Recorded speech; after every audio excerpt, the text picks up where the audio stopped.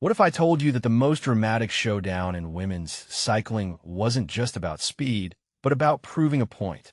Imagine racing up a mountain pass in the Tour de France Femmes, every second counting, your legs burning, and your reputation on the line.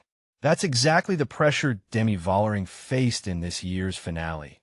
And she didn't just win, she made a statement.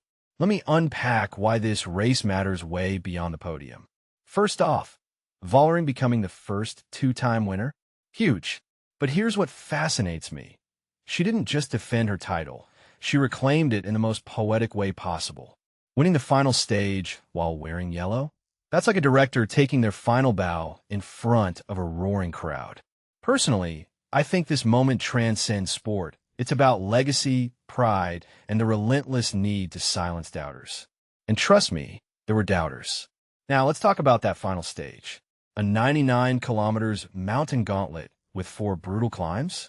That's not a race. It's a gladiatorial arena.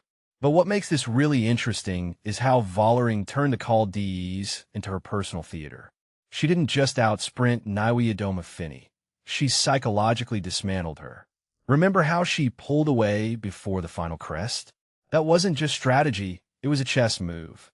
She knew the descent would amplify her lead, and she used every inch of that road to say, I belong here. But here's the twist. This wasn't just a physical battle. The drama from the previous day, where Vollering's teammate allegedly blocked Niewiadoma-Phinney, hung over the finale like a storm cloud. In my opinion, this is where Vollering's victory gets complicated. She called out the controversy by riding solo, shouting to the world, we don't need shady tactics. We win because we earn it. Bold? Absolutely. But does it erase the incident? Probably not.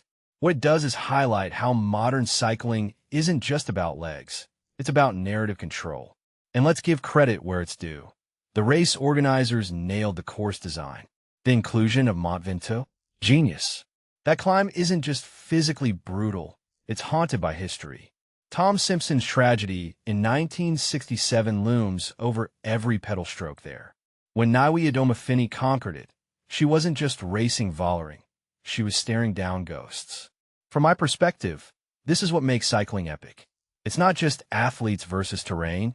It's humanity versus legacy. But wait, why does any of this matter beyond cycling fans? Because women's sports still fight for attention, respect, and investment. Every thrilling finale like this one chips away at the idea that women's races are less than. This Tour de France Femmes had more drama than half the men's races this decade.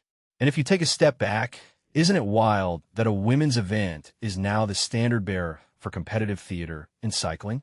So here's my closing thought. Vollering's win isn't just a personal triumph. It's a torch passed to the next generation of cyclists. When young girls watch her power up a mountain in yellow, they're not seeing a race. They're seeing possibility. And maybe, just maybe, that's the real legacy of this tour. What do you think? Drop your thoughts below. Did this race change how you view women's cycling? Let's talk.